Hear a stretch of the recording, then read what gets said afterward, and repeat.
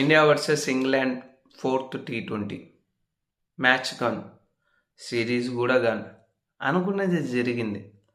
2 years unbelievable streak తర్వాత 2 back-to-back సిరీస్లు India సమర్పించింది. India in transition phase. Humiliating loss for India. Almost 37 balls ఉండగానే సమర్పించారు. బ్యాటింగ్ వైఫల్యం అని చెప్పలేం, బౌలింగ్ వైఫల్యం అని చెప్పలేం, రెండు దానిలలో లేదు. అసలు ఇండియా నుంచి జీరో పర్ఫార్మెన్స్. లైక్ ఎక్కడ కాంపిటీషన్ ఇవ్వలేదు. జస్ట్ 2 overs బౌలింగ్ వచ్చేసరికి అద్భుతంగా వేశారు. రిమైనింగ్ సమర్పించారు. మాట్లాడుకున్నాం, చాలా అంటే చాలా ఉంది, చాలా. So for the most like Sanju Samson playing 11 గురించి మాట్లాడుకున్నాం. సో ఫస్ట్ మ్యాచ్ కంటే ముందు ఇదే మాట్లాడుకున్నాం. సో మన థియరీ ఏంటి, Sanju Samson match winner, 3 matches ఫామ్లో లేడు, 3 matches మంచిగా పర్ఫార్మెన్స్ చేయలేడు, అందుకే డ్రాప్ చేసాం. So same thing happen for Ishan Kishan as well. So Ishan Kishan even Ireland సిరీస్లో పెద్దగా రాణించింది ఏం లేదు. ఇక్కడ చూసుకుంటే first match, second match, third matches, 3 matchesలో మంచిగా పర్ఫార్మెన్స్ చేయలేదు. సో తను కూడా ఈ ఈ ఈ ఇలా 3 matches పర్ఫామ్ చేయకపోతే పక్కన పెట్టాలనే సినేరియోలో తను కూడా పక్కన పెట్టాలిగా. But there is no same playing 11, like same playing 11. Ishan Kishan was in playing 11. Why అలా జరగకూడదు కదా. మీరు the dangerous match winner, T20 tournament of the player, తన్నే పక్కన పెట్టారు. ఎందుకంటే 3 matches పర్ఫామ్ చేయలేదు కాబట్టి. Then why not Ishan Kishan? Answer లేదు. Pure injustice for Sanju Samson.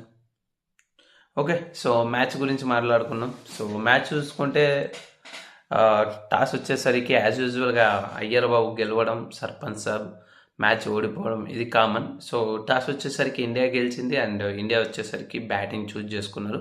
ఎందుకంటే బౌలింగ్ చూజ్ చేసుకుంటే ఆల్మోస్ట్ చాలా అంటే చాలా హ్యూజ్ లాస్తో ఓడిపోతారని డిసైడ్ అయ్యారు. అందుకే బ్యాటింగ్ అయితే ఒక 2-3 ఓవర్లు మిగిలించుకొని కొట్టుకున్నామని ఫిక్స్ అయిపోయినారు. అందుకే బౌలింగ్ చూజ్ చేసుకున్నారు.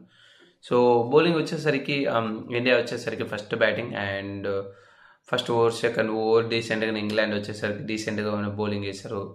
అండ్ థర్డ్ ఓవర్లో వచ్చేసరికి జోఫ్రా ఆర్చర్ బౌలింగ్లో స్కెచ్ చేశాడు and Vaibhav Suryavanshi was gun. So Vaibhav Suryavanshi వచ్చేసరికి 15 runs స్కోర్ చేసి తను వచ్చేసరికి జోఫ్రా ఆర్చర్ బౌలింగ్లో అవుట్ అయ్యాడు.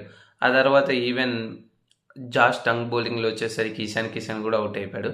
సో 5 overs కంప్లీట్ అయ్యేసరికి టీమిండియా వచ్చేసరికి ఆల్మోస్ట్ ఓన్లీ సమ్వేర్ 37 మాత్రమే స్కోర్ చేశారు. 2 wickets కోల్పోయారు. ఆ తర్వాత పవర్ ప్లే అయిపోయిన తర్వాత అభిషేక్ శర్మ వచ్చేసరికి రషీద్ బౌలింగ్లో అవుట్ అయిపోయాడు. సో తను వచ్చేసరికి 16 runs స్కోర్ చేశాడు.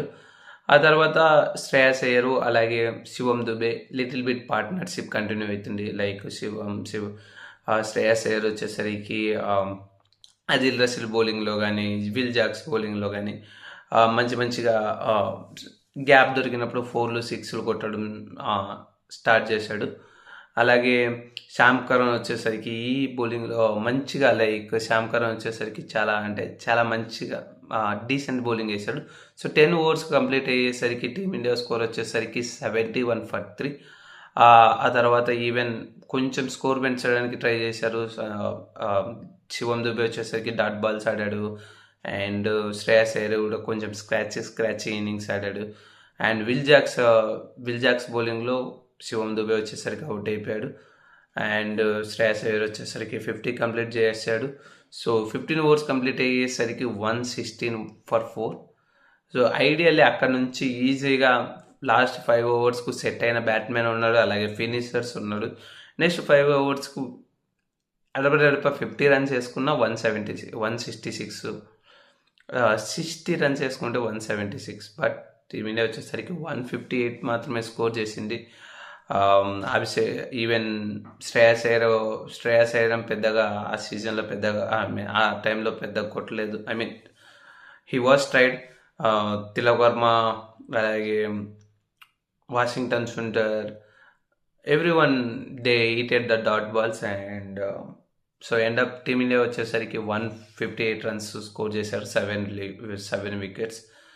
ఇంగ్లాండ్ బౌలర్లు చూసుకుంటే జాస్ టంగూర్ 2 వికెట్ తీశాడు, అలాగే జోఫ్రా ఆర్చర్, విల్ జాక్స్ ఒకటి, అదిల్ రషీద్ ఒకటి, శ్యామ్ కరణ్ ఒక వికెట్ కూడా పడలేదు, బట్ డీసెంట్గా బౌలింగ్ చేశాడు శ్యామ్ కరణ్ వచ్చేసరికి. So 158. So in the matter of at least ఒక మ్యాచ్ అనేది ఆల్మోస్ట్ డిసైడ్ అయిపోయింది, వాళ్ళు గెలుస్తారని తెలుసు. అట్లీస్ట్ ఒక 16 to 17 ఓవర్స్ మ్యాచ్ వెళ్తుంది అనుకున్నాం, బట్ లేదు. సో ఫస్ట్ 2 ఓవర్స్ వచ్చేసరికి ఇండియా మంచిగా వేసింది. లైక్ హర్షదీప్ సింగ్ కానీ లైక్ అంటే ప్రసాద్ కృష్ణ వచ్చేసరికి బ్యూటిఫుల్ బౌలింగ్ వేశారు. ఓన్లీ 7 runs మాత్రం వచ్చాయి. ఈవెన్ థర్డ్ ఓవర్లో జాస్ బట్లర్ వచ్చేసరికి 6 కొట్టిన వెంటనే నెక్స్ట్ బాల్కే హర్షదీప్ వచ్చేసరికి జాస్ బట్లర్ వికెట్ తీశాడు. సో 3 ఓవర్స్కు స్కోర్ వచ్చేసరికి 22-1. అప్పటి నుంచి ఇంకా స్టార్ట్ చేశారు. 4th ఓవర్లో నుంచి ఇంకా అన్స్టాపబుల్ లైక్ రెచ్చిపోయారు. సో ఆల్మోస్ట్ 40 runs స్కోర్ చేశారు. నెక్స్ట్ 3 ఓవర్లలో ప్రిన్స్ యాదవ్ వేసిన 4th ఓవర్లో అయితే ఆల్మోస్ట్ 15 runs వచ్చాయి. ఆ తర్వాత ప్రసిద్ కృష్ణ ఓవర్లో ఫిలిప్ సాల్ట్ వచ్చేసరికి 3 4లు కొట్టాడు. సో పవర్ ప్లే కంప్లీట్ అయ్యేసరికి 62-1, 62 runs for 1. సో దానికి ఆల్మోస్ట్ డబల్ ఫర్ ఇండియా ఏదైతే స్కోర్ చేసిందో ఆల్మోస్ట్ డబల్ స్కోర్ చేశారు. Not double but 20 runs ahead ఉన్నారు. ఆ తర్వాత ఈవెన్ లైక్ వాషింగ్టన్ సుందర్ బౌలింగ్లో కూడా ఒక 3 4లు ఒక 6 కొట్టాడు. Harry Brook same Akshar Patel బౌలింగ్లో ఒక 4 ఒక 6 కొట్టాడు. శివం దుబే బౌలింగ్లో ఈవెన్ 2 4లు కొట్టాడు. సో దీంతో 10 ఓవర్లు కంప్లీట్ అయ్యేసరికి టీమిండియా స్కోర్ ఇంగ్లాండ్ స్కోర్ వచ్చేసరికి 120-1. సో హ్యారీ బ్రూక్ వచ్చేసరికి 50 కంప్లీట్ చేశాడు అండ్ ఫిలిప్ సాల్ట్ వచ్చేసరికి 41. ఇంకా అంతే. నా తర్వాత లైక్ ద మ్యాటర్ ఆఫ్ ఎప్పుడు ఫినిష్ చేసాం అనేది. సో ఇంగ్లాండ్ వచ్చేసరికి ఈ సిరీస్లో వచ్చేసరికి ఎవ్రీ డిపార్ట్మెంట్లో అవుట్ ప్లే చేశారు. Even whether it is batting కానీ బౌలింగ్ కానీ ప్రతి డిపార్ట్మెంట్లోనూ అవుట్ ప్లే చేశారు. అండ్ ఇదేనా England team, so world cup గెలిచిన టీం ఇదేనా అన్నట్లు పర్ఫార్మెన్స్ చేస్తున్నారు. ట్రాన్సిషన్ ఫేస్ ఏంటండి, transition face. So India transition ఫేస్లో ఉండడం ఇది ఐపీఎల్ సిఎస్కే టీం వాడే డైలాగ్ ఇది. ట్రాన్సిషన్ ఫేస్ మనకు ఒక వర్డ్ వచ్చింది, గుర్తుపెట్టుకోండి. అండ్ ఇండియా వచ్చేసరికి కంటిన్యూస్గా లూజ్ అవుతూనే ఉన్నారు సిరీస్లు.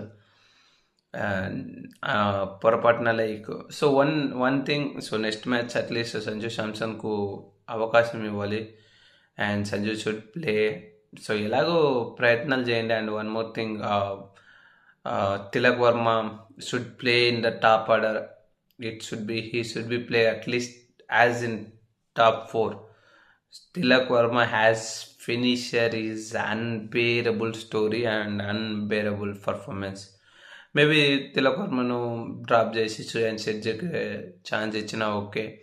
ఈశాన్ కిషన్ ప్లేస్లో నెక్స్ట్ అట్లీస్ట్ ఈశాన్ కిషన్ ప్లేస్లో సంజు శాంసన్కు ఛాన్స్ ఇవ్వాలి. Let's see. చాలా అంటే చాలా ఉంది, బోచ్చడు ఉంది తిట్టడానికి, ప్రశ్నించడానికి. బట్ ఇప్పుడే చాలా టైం అయింది, ఎంత వేస్ట్ కూడా ఈ టైం మ్యాచ్కు. So nothing, India did nothing. మళ్ళీ వీడియోతో మళ్ళీ కలుద్దాం. Stay tune to man of cricket. Bye bye.